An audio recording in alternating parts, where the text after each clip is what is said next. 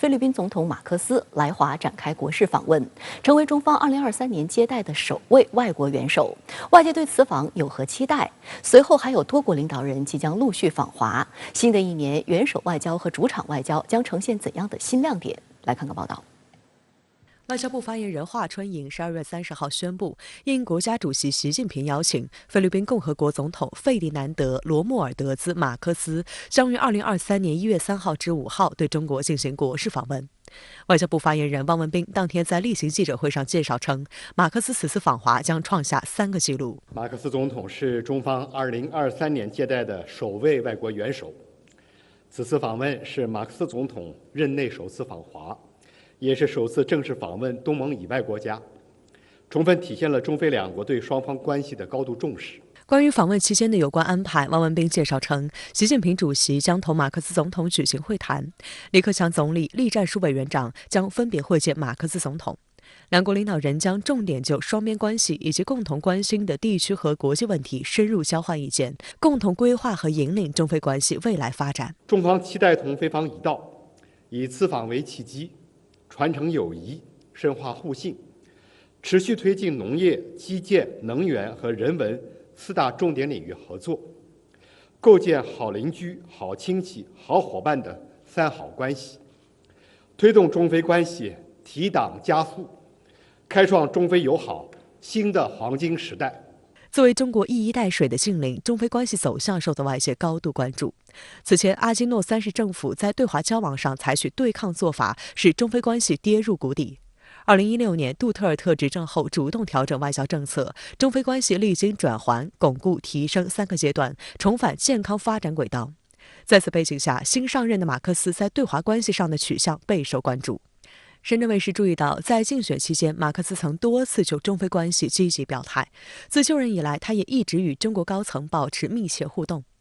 去年5月，马克思当选菲律宾总统，习近平主席在其当选后第一时间致电祝贺并与其通话。同年6月30号，习近平主席特别代表、国家副主席王岐山在菲律宾首都马尼拉出席马克思就职仪式并同席会见。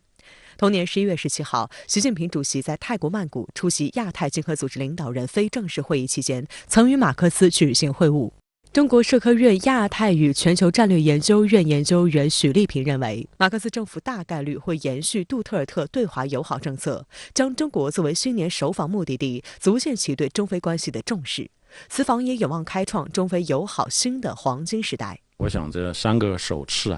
体现了中菲关系的这种重要性。我们知道48年前小马克思随他母亲访华，那么48年后的今天，他作为菲律宾的总统访华，我觉得具有一种承前启后、开创未来的伟大的一个意义。通过此访中菲关系一定会就一些战略性的、原则性的问题，会进一步的凝聚共识，为中菲关系的这种未来5到6年的发展做一个中长期的一个规划，对中菲关系的新的黄金时代呢，做一个很好的一个部署。12月29号，菲律宾外交部长助理英佩里亚尔在发布马克思总统即将访华的消息时表示，访华期间，马克思将与中国签署一项协议，批准两国外交部建立一条直接沟通渠道，使两国在发生争端时的接触程序正式化，以避免在争议海域出现误判误传。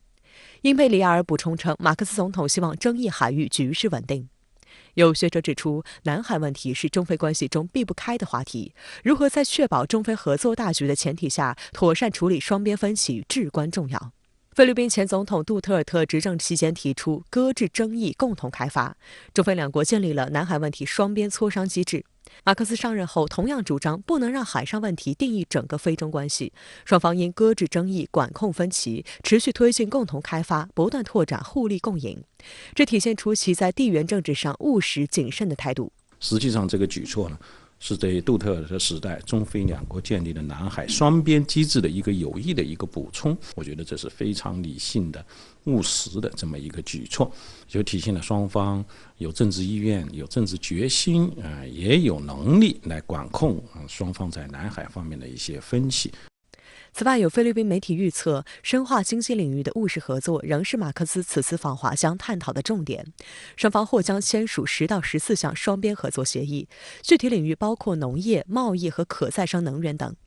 据菲律宾媒体报道，该国最大的华人商会组织非华商联总会的成员将加入马克思访华团。该组织上周发表的声明称，相信这次历史性的国事访问对菲律宾经济的增长潜力非常重要。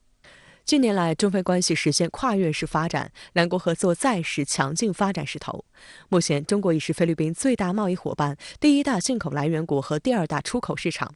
杜特尔特执政的6年中，中方“一带一路”倡议与菲方大县特建计划深入对接，多个中菲合作项目相继落地，也促进了两国人民心心相通。这次马克思访华呀，将聚焦4大关键性的领域啊。农业方面呢，因为小马克思亲自兼任农业部长啊，所以他对农业是比较关注。比如说在减贫啊，在绿色农业啊、农业基础设施方面，双方还是有很多合作空间的。是在能源领域，比如说这个太阳能啊、风能啊等方面的合作，还有光伏，甚至未来不排除双方在南海进行这个共同的这种开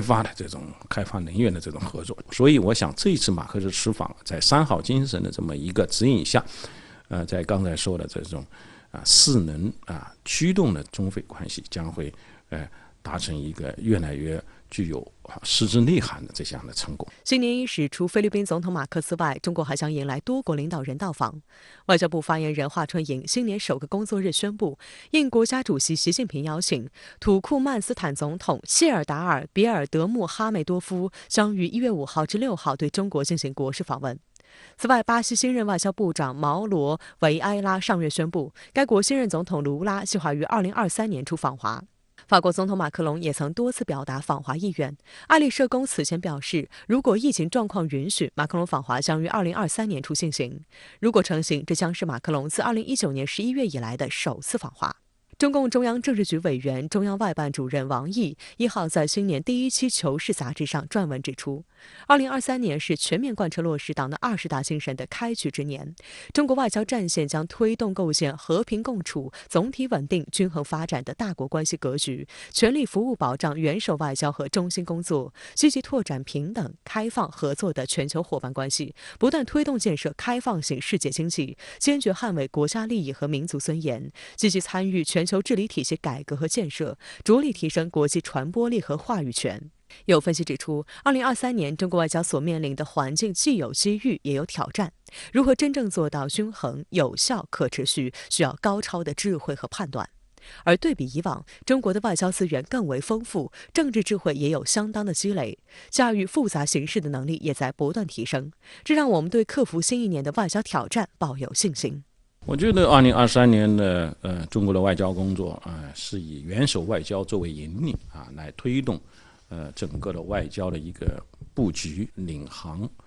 定向的这么一个作用。中国外交一定会砥砺前行，不断的开创中国外交的新的局面。无论是在大国外交，还是中国与周边国家的外交，还是发展中国家的外交等等一系列的方面。我想2023年的外交一定会迎来一波又一波的高潮不断的为中国和平崛起营造更好的国际环境。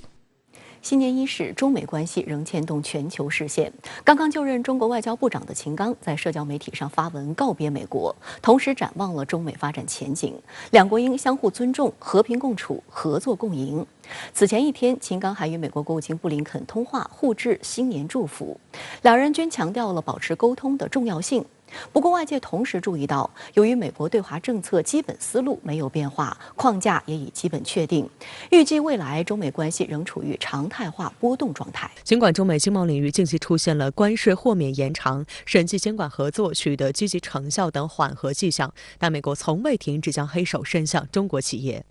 美国《华尔街日报》上周援引知情人士的消息称，美国外国投资委员会的部分官员正计划以所谓国家安全隐患为由，迫使中国字节跳动公司旗下的社交媒体 TikTok 出售其美国业务，以确保中方无法利用这款应用进行间谍活动和施加政治影响。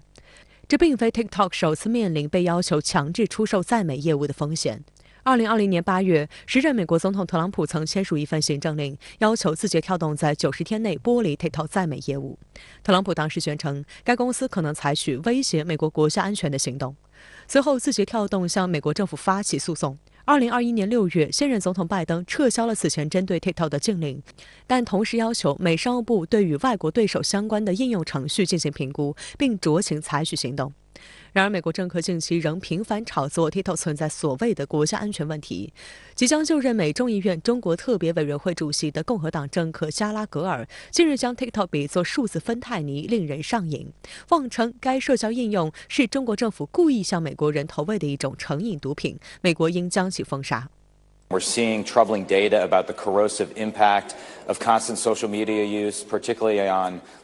young men and women here in America, for at least two reasons. One, it's highly addictive and destructive. 加拉格尔还表示，他支持美国外国投资委员会推动将 TikTok 出售给美国公司的举措，因为这样可以避免这款应用在美被彻底禁用。It would allow for a sale to an American company. I'm open to having that discussion with TikTok. 今年39岁的加拉格尔是有望接任美国众议院议长的麦卡锡钦点的中国特别委员会掌门人。自2016年首次当选国会议员以来，加拉格尔已成为国会山的主要对华鹰派代表之一。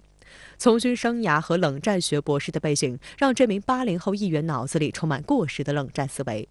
此外，加拉格尔在台湾问题上也持非常激进的立场，近年来一直在推动美国对台政策转向战略清晰。他还提出所谓武装台湾法案，扬言美国需要将台湾武装成一只刺猬。美国国会的这个中国特别委员会呢，一直呢是以反华急先锋的面目呢出现的。美国共和党呢已经扬言，就是说他们控制了众议院以后呢，他们会在一系列的领域呢展开一系列的新的活动，来针对这个拜登的政府。其中呢，把中国问题作为一个主要的问题之一来进行所谓的调查处理呢，也是美国这个共和党目前呢这个非常嚣张的反华声浪的一个组成部分。需要指出的是，加拉格尔领导众议院中国小组的前提是麦卡锡得首先当选众议长。不过，据美国政治新闻网3号的报道，众议院将在24小时内投票决定议长人选。截至目前，麦卡锡仍未获足够支持，有9名共和党人签署联名信反对，投票或陷入拉锯战。但不论如何，针对 TikTok 的打压已成为民主共和两党的共识。上周，众议院已经禁止在该机构的电子设备上安装这款应用。拜登上周签署的1.7万亿联邦支出法案中，也包含了禁止联邦政府的电子设备中安装 TikTok 的法规。此外，最近几周，美国10几个州政府均出台了类似的地方法律，封杀 TikTok。有观察认为，美政府不断打压 TikTok， 既是美国党派斗争的结果，同时也可能有相关企业在背后推波助澜。美国《华盛顿邮报》近日的一篇长文就揭露了美国知名社交网站脸书的创始人、美国 Meta 公司 CEO 扎克伯格在过去1年里一直在美国政坛煽动恐华舆论，利用美国的民族主义情绪打压自己的主要竞争对手 TikTok 的内幕。但讽刺的是，扎克伯格在发展虚拟实境和元宇宙业务时，却又离不开中国工厂为其生产几乎所有相关的电子产品。值得一提的是，在美国民间层面，禁用 TikTok 遭到大面积的反对。美国沃克斯新闻网称，全美有超过2/3的青少年使用 TikTok，30岁以下年轻人用户的比例甚至要高于 Instagram、推特、YouTube 等美国本土社交平台。报道还指出，未来10年，这些年轻人将成为美国的新选民。而在刚结束不久的中期选举中 ，TikTok 已经成为选举团体接触年轻选民的有效途径。多数年轻美国网友直言，如果 TikTok 存在数据隐私泄露的风险，那么谷歌和脸书也同样存在隐忧，因此他们并不排斥 TikTok。美国的反华势力似乎他们也忘了一点，就是 TikTok 呢，它是一个受到民众广泛欢迎的一个社交软件。那么，如果这样的软件会影响美国的国家安全的话呢，那么美国的类似的软件在世界各国呢都有广泛的用户，这是否意味着美国政府也在国家安全问题上呢实质性的威胁了世界各国呢？所以我觉得呢，从这个角度来讲呢，美国的这种做法呢，试图呢来狠狠的打击中国呢，实际上是最终的结果呢，很可能是搬起石头呢砸了自己的脚。相关话题来连线特约评论员陈斌。陈先生您好，美国禁止在联邦政府设施上运行 TikTok 后，美国众议员加拉格尔又把这款视频软件污蔑为成瘾毒品，要求在美国全面封杀。您是如何看？主持人好，对于 TikTok， 美国政要们呢一直不放过。特朗普时代呢曾想禁止，要求出卖给美国公司，但最终呢来不及禁止，他呢自己先下台了。到了拜登政府，虽然允许 TikTok 继续运营，但是呢，已经在加以限制。去年美国中期选举前后，美国呢对 TikTok 的打击力度在增加。先是呢立法禁止在联邦政府所有行动装置上安装 TikTok 软件，接着呢是19个州相继通过法律，禁止员工在州政府设备上安装 TikTok。现在呢，共和党众议员加拉格尔再次把矛头指向 TikTok， 要求呢在美国全面封杀，并把这款视频软件呢污蔑为数字芬太尼上瘾的毒品，具有极强的破坏性等等。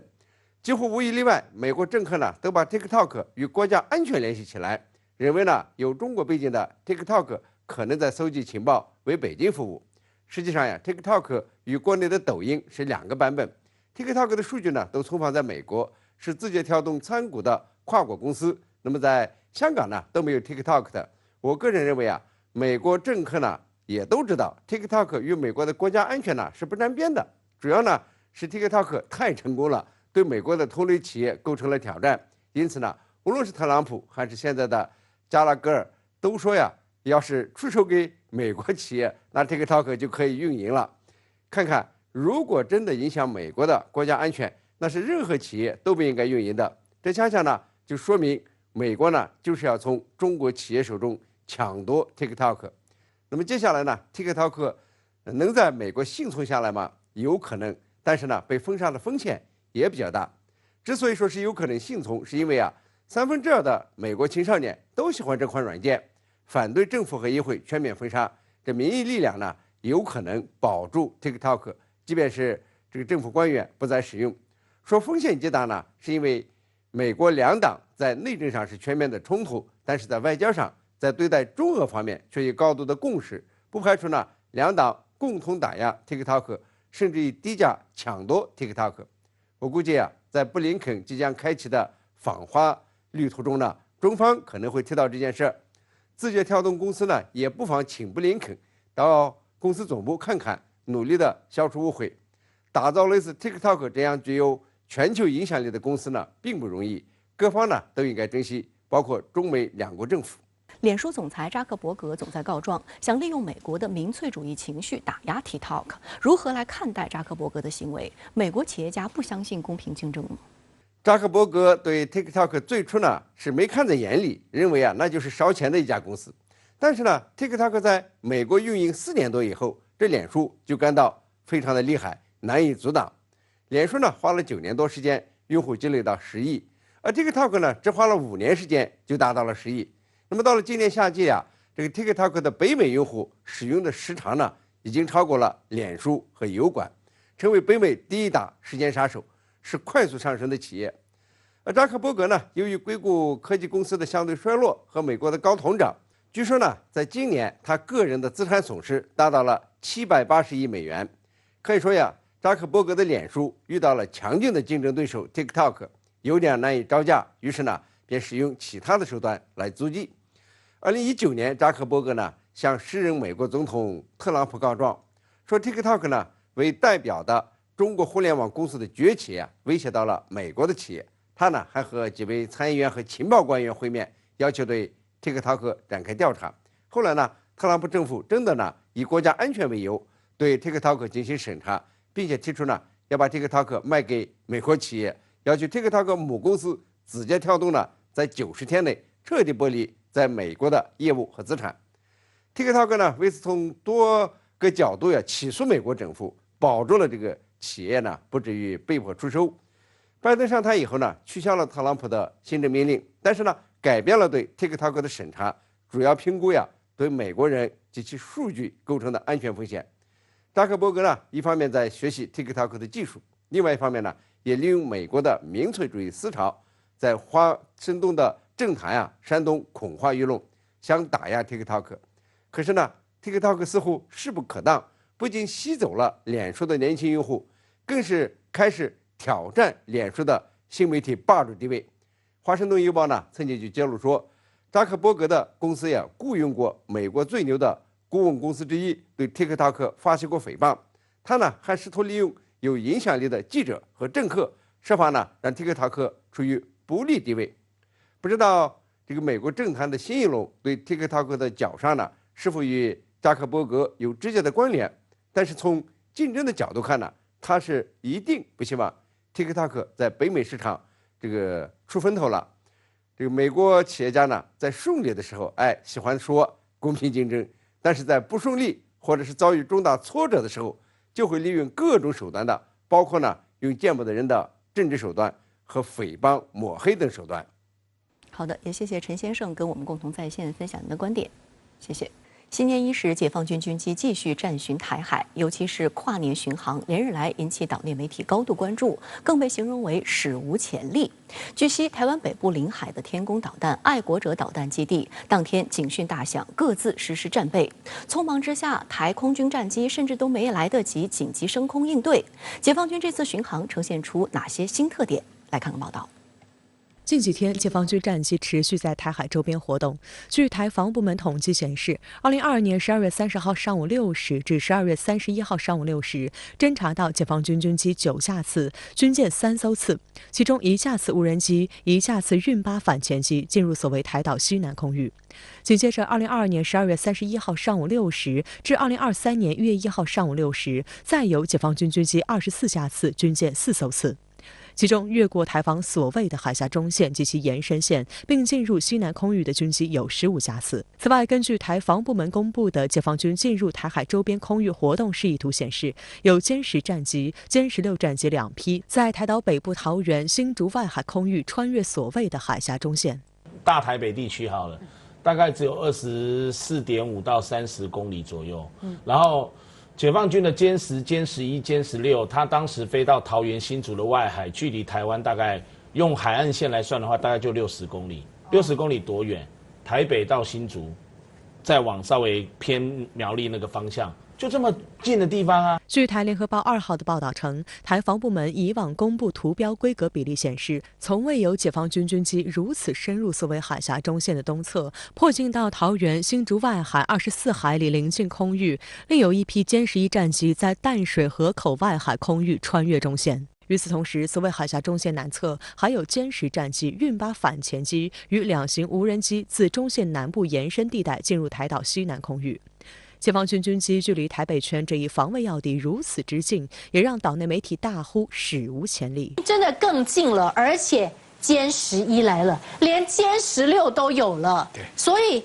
这真的是一个很大的改变。它每一个区块你看都有点变化，这一次是针对北部的。这里对，在军事上来讲，就是针对这个地区，我有任务的空军联队要在这边来做演习。是，这就换句话说，北中南它都有3个演习区都有嘛。对于解放军战机如此深入，岛内分析人士称，解放军利用绕台行动探查台军防御系统，消耗逐渐老化的台空军。台中央社2号总结称，解放军近年来一直秉持的绕台原则就是毁3线以及建3区。毁3线指的是所谓海峡中线、领海线和能源生命线，而建3区即风控区、禁飞禁航区、常态化战巡区。据悉，台湾北部包括台北、基隆、桃园、宜兰，有1000多万人口，但空防处于有弹无机，虽部署防空导弹，却没有战机可起降的机场。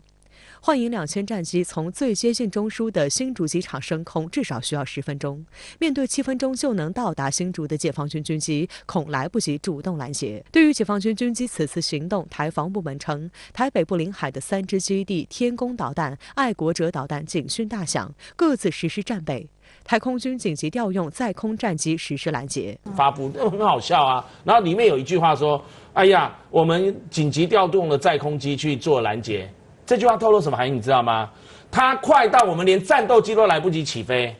哦，是这个意思。我们的基地有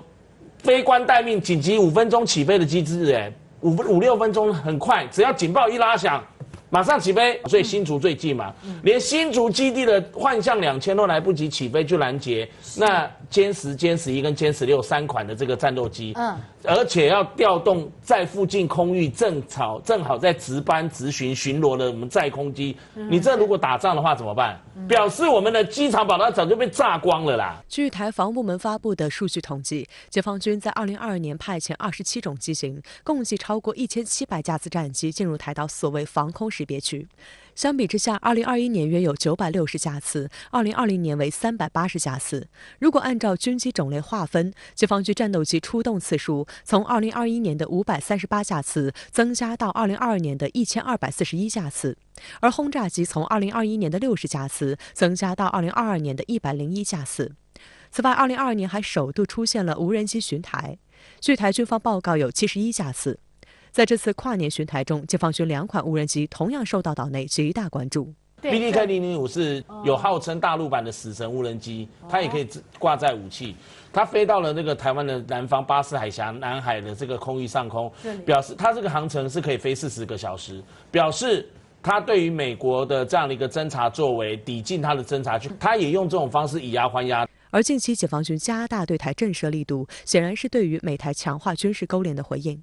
除了美方在2022年末通过的2023财年国防授权法案中大量包含涉台消极条款外，上周美国又宣布了最新一轮的对台军售。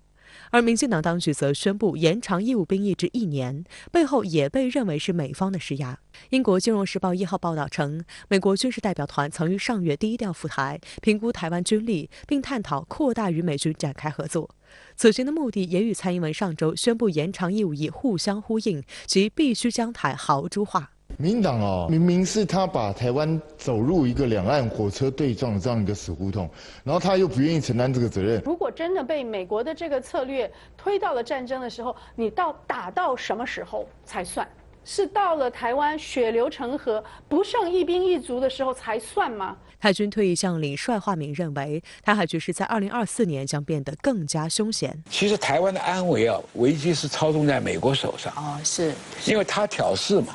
危机在哪里了？危机在24年。2024是美国拜登要竞选当选连任，那么他会加码在抗中的角度，所以最好能挑取台湾的这个争端。也不是只有民主党啦，共和党也很，共和党也是不是也要来玩这一套呢？两党竞逐之下，玩的手段会越大越狠啊。第二个24年，那民进党是不是还用和平保台呢？抗中保台的旗子是不是又起来呢？据日本防卫省通报，中国航母辽宁舰编队近日结束了为期半个月的西太演训，经冲绳本岛和宫古岛之间的宫古海峡返回东海。日方称，为了应对所谓的中国航母威胁，日本出动包括出云号在内舰艇进行全程情报收集和跟踪监视。在此之前，日本政府还审议通过了新版国家安全保障战略、国家防卫战略、防卫力量整备计划。分析指，3份文件的出炉意味着日本防卫战略的重大蜕变，完全抛弃了专守防卫原则，也为发展非核战略打击能力扫清了国内的政治束缚，值得地区内国家高度警惕。据日本防卫省统合幕僚监部网站1月2号通报，元旦当天，中国航母辽宁舰与包括2艘055型大型导弹驱逐舰在内的4艘驱护舰和1艘补给舰，经冲绳本岛和宫古岛之间的宫古海峡返回东海。自从2022年12月15号辽宁舰战斗群通过宫古海峡前出西太平洋进行训练以来，日本方面就没有闲着。其中，在12月23号至27号，根据日本方面的通报，包括辽宁舰在内的多艘中国海军舰艇在日本周边的西太平洋航行。海上自卫队派出准航母出云号进行情报收集和跟踪监视。日方称，12月23号、26号和27号，日本海上自卫队观测到中国海军航母辽宁舰舰载战斗机歼15出动一共40架次，舰载直升机直18出动约40架次。从17号到27号，辽宁舰起降舰载机合计约260架次。日媒援引日本防卫省发布的消息，炒作中国舰机动向的情况并不罕见。关于日本炒作中国军机穿过宫古海峡，中国国防部新闻局此前曾回应称，中国军机在宫古海峡空域的有关飞行活动合法正当。中国军队今后将根据形势任务的需要，继续组织类似远海训练。有关方面不必大惊小怪、过度解读，习惯就好。而就在日本紧盯中国航母行踪、渲染中国军力威胁的这段时间，日本政府内阁会议则审议通过了新版国家安全保障战略、国家防卫战略、防卫力量整备计划，提出日本将致力于拥有对敌攻击能力等政策主张，并将在未来5年大幅增加军事开支。3份文件的出炉意味着日本防卫战略的重大蜕变，完全抛弃了专守防卫原则，也为发展非核战略打击能力扫清了国内的政治束缚。3大战略文件的出台呢，一个是首先他对形势的判断发生了变化，他公开的就是宣布说，其实主要是依靠实力去解决他所面临的这些问题，而最大的这个所谓的这个安全的问题，他是把中国视为前所未有的最大的一个战略挑战。他的这种行为呢，实际上不仅仅是他自己对于中国威胁的一个夸大，而且是他想去配合美国，主动塑造世界或者说至少是地区的秩序。它实际上是会加剧这个地区的乃至世界秩序的这种阵营化和这种撕裂化。虽然日本没有公开提出非核战略打击的理论或相关说法，但从近年来积极研制及引进远程巡航导弹、防区外空地导弹以及高超声速导弹，并对相关武器平台进行升级改造的动作来看，日本正加紧构建非核战略打击体系。据日本共同社1月1号报道，为具备对敌基地攻击能力，日本正在研制射程约1000公里的国产1.2式陆基反舰导弹的改进型，预计2026年开始部署。但防卫省认为，该导弹的1000公里射程并不足够，因此开始寻求射程更远的型号，将在岛屿防御用高速滑翔弹的基础上，研制射程2000公里的高超音速导弹，预计本世纪30年代初部署，并计划在此后部署射程3000公里的高超音速导弹。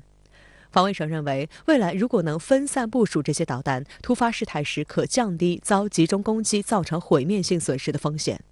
报道还称，日本国内担心此举将引发军备竞赛，同时也违背日本宪法专守防卫的理念。分析指，日本近年大力发展以远程导弹为主的非核战略打击力量体系，自卫队全方位转守为攻，彰显了日本右翼势力突破战后体制、谋求军事扩张的野心，对地区军力平衡将产生深远的影响。我觉得主要有2个目的，第一个目的实际上是配合美国吧。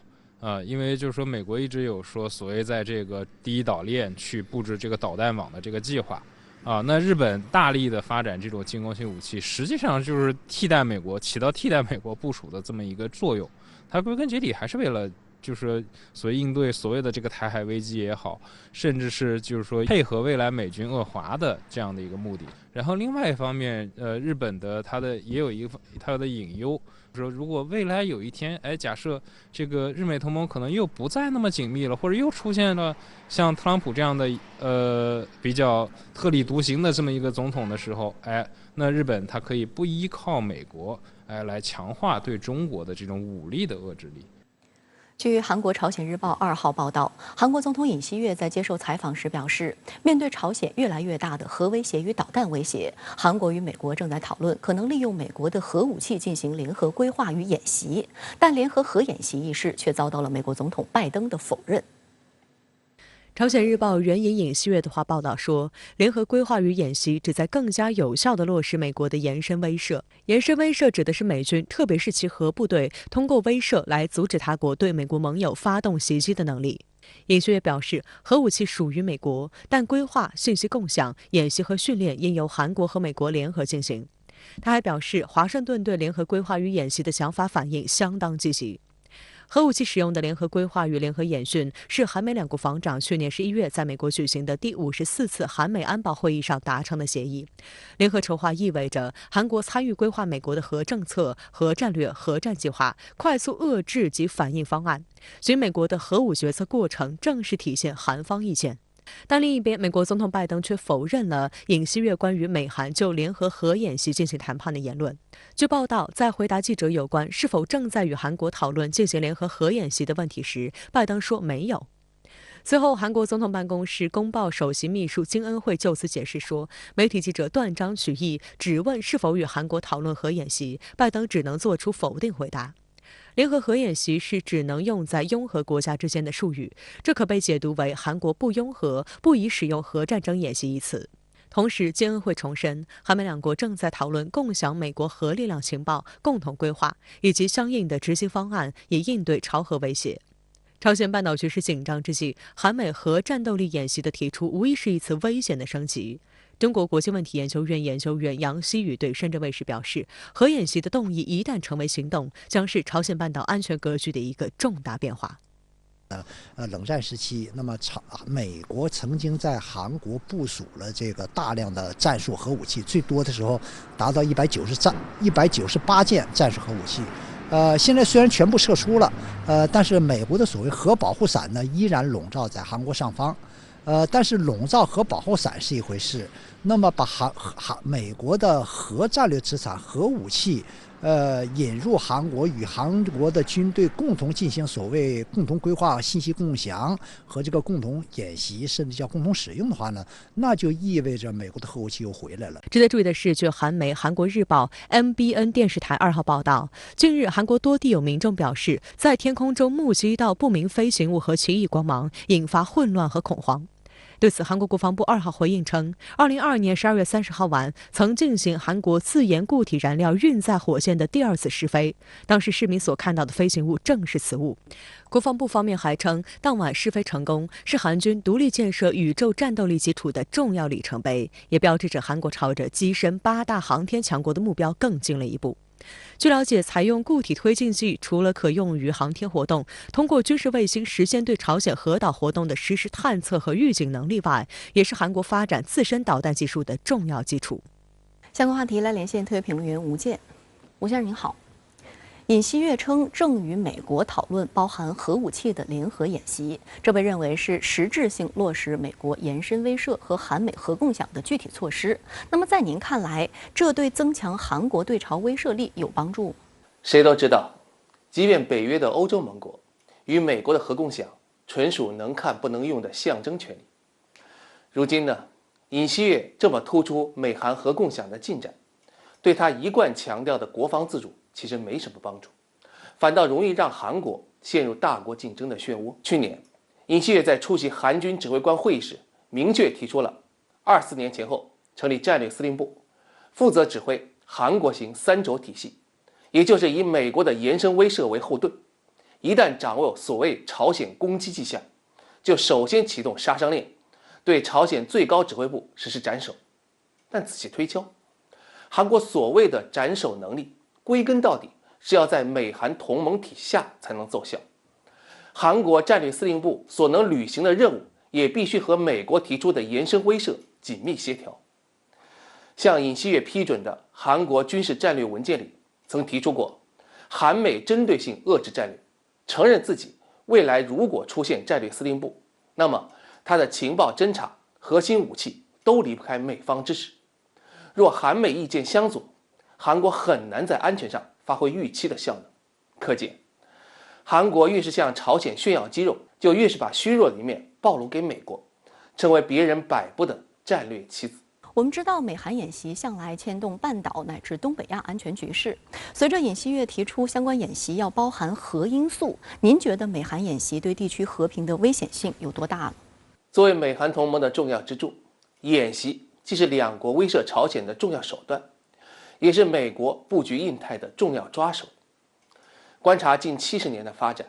美韩演习形成了这样几个鲜明的特点。首先呢，始终聚焦朝鲜威胁，像有名的关键决心是假想半岛开战，美国大规模增兵韩国并且反击。与之配套的耀鹰演习则侧重对朝2栖登陆和特战渗透。至于去年恢复的已知自由盾牌演习，公开号称是针对朝鲜可能的再次核试，要锤炼美韩对朝核设施的去功能化，